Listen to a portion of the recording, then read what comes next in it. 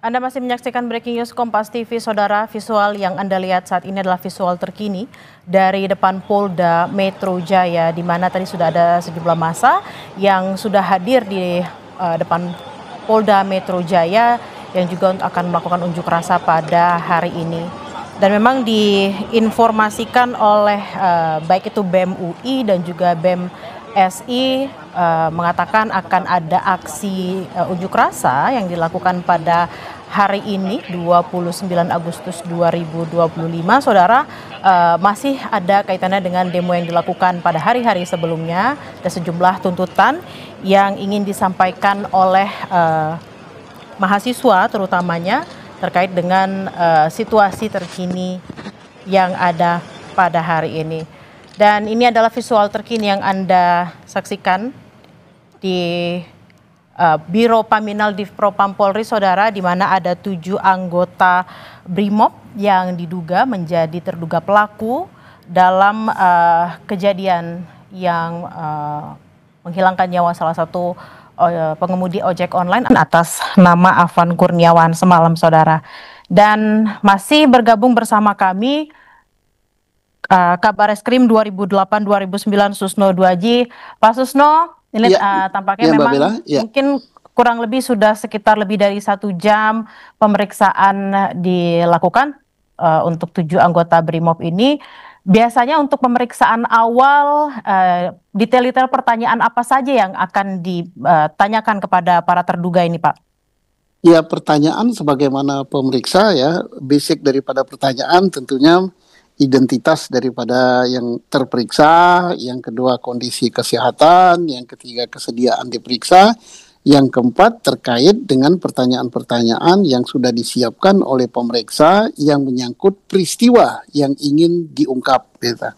Peristiwa apa? Peristiwa meninggalnya seseorang driver ojek di lokasi unjuk rasa karena tertabrak oleh kendaraan rantis Polri. Nah, tentunya masing-masing 7 orang itu pertanyaannya akan berbeda sesuai dengan jabatan atau posisi masing-masing pada saat bertugas. Kepada penanggung jawab lapangan, tentunya apa yang saudara lakukan, apa yang saudara instruksikan, kemudian mengapa kendaraan itu bisa bergerak ke sana, siapa yang memerintahkan, dan seterusnya, baru dicocokkan kepada drivernya, siapa yang merintahkan Anda bergeser, kemudian mengapa Anda tidak melihat situasi sekeliling, apakah Anda sudah melihat misalnya bahwa di depan Anda ada kerumunan orang, ada orang banyak dan sebagainya. Ini untuk mengetahui tingkat pelanggaran daripada kode etik masing-masing.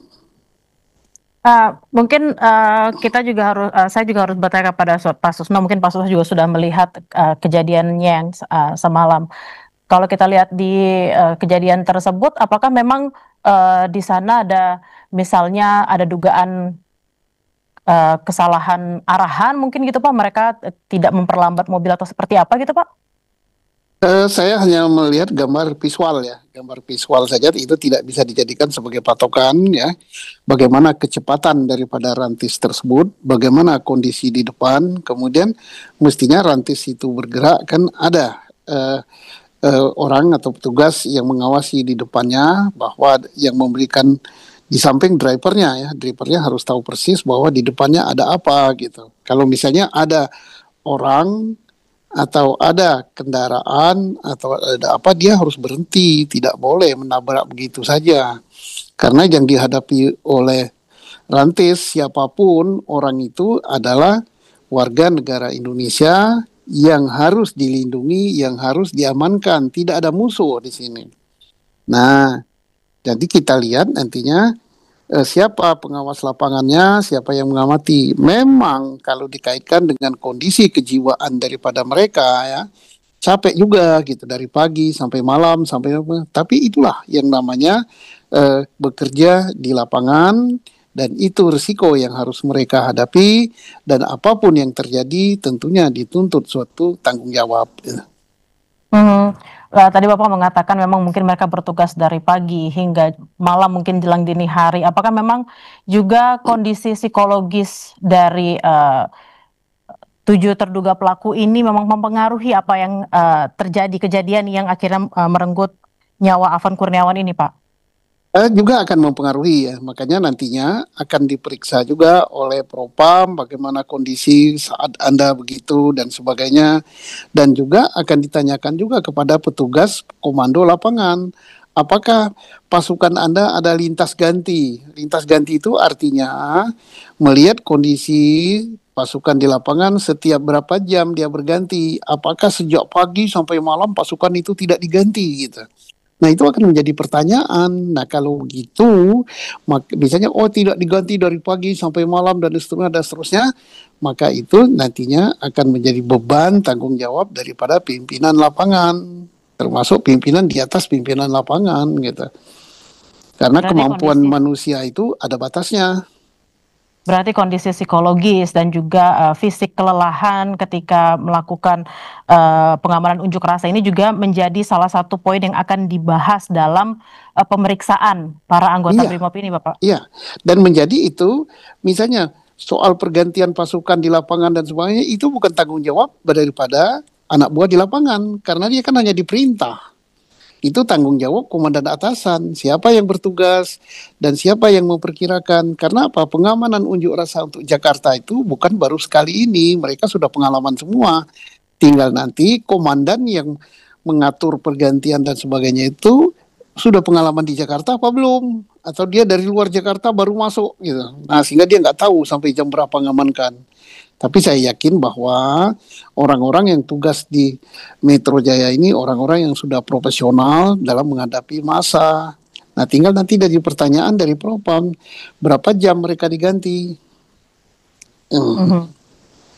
Lalu kalau kita melihat lagi nih Pak yang sedang ada di layar kaca di mana di Biro Paminal juga ada pemeriksaan 7 anggota BRIMOB, apakah memang ini menjadi hal baru ketika pemeriksaan 7 anggota BRIMOB terduga pelaku ini disiarkan secara live gitu dari proses pemeriksaan, atau memang ini sudah biasa terjadi, Pak? Tidak biasa terjadi ya, tetapi ini bisa saja dilakukan sesuai pertimbangan pimpinan Polri. Saya yakin itu seizin pimpinan Polri.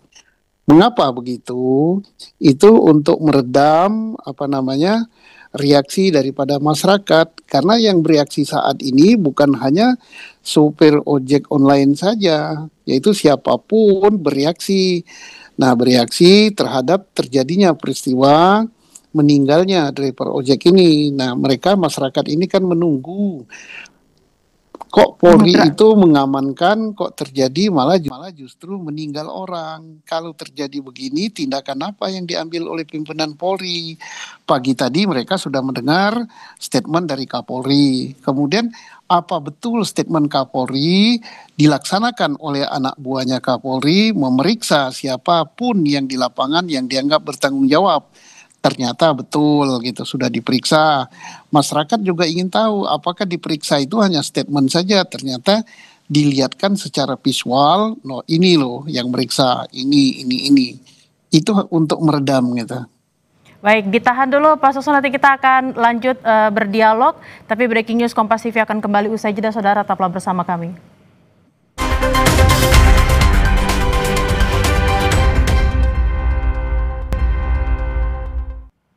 Anda masih menyaksikan Breaking News Kompas TV, saudara, dan masih bersama kami juga Kabar Reskrim 2008-2009 Susno Duaji. Pak Susno, tadi sebelum jeda kita sempat membahas ada hal baru yang kemudian dilakukan oleh kepolisian dalam rangka keterbukaan gitu ya, keterbukaan dan juga mungkin melaksanakan arahan dari Kapolri yang meminta agar pemeriksaannya juga dilakukan secara transparan agar semua orang bisa lihat. Nah, terkait dengan pemeriksaan di Divpropam saat ini yang dilakukan secara terbuka, mungkin memang kita tidak bisa mendengar audionya, tapi apa sih sebenarnya yang benar-benar ingin disampaikan saat ini ketika masyarakat bisa melihat secara langsung pemeriksaan yang sedang dilakukan di Divpropam Polri? Kesana Bang ya. Ini sebagai bentuk ya daripada bahwa Polri betul-betul mewujudkan janjinya ya. Janjinya itu janji siapa? Janji pimpinan tertinggi Polri, yaitu Kapolri.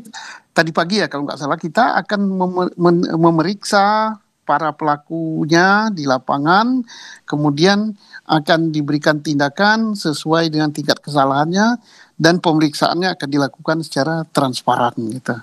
Nah, ini transparannya betul telah dilakukan secara terbuka, orang bisa melihat visualnya ya. Visualnya oh ternyata perintah Kapolri dilaksanakan, betul-betul diadakan pemeriksaan, orangnya dinampakkan, pemeriksaannya dinampakkan, hanya audionya yang tidak didengar. Nah, timbul pertanyaan, mengapa audionya tidak disampaikan atau tidak disampaikan pada publik? Nah, itu kalau audionya disampaikan pada publik, nantinya akan mempersulit jalannya pemeriksaan sehingga tujuan tidak tercapai.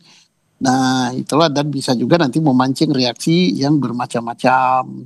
Tapi publik harus tahu bahwa ternyata Polri betul-betul serius ingin melakukan pemeriksaan dengan sebaik-baiknya dan di samping itu juga menjadi contoh untuk anggota Polri di seluruh Indonesia.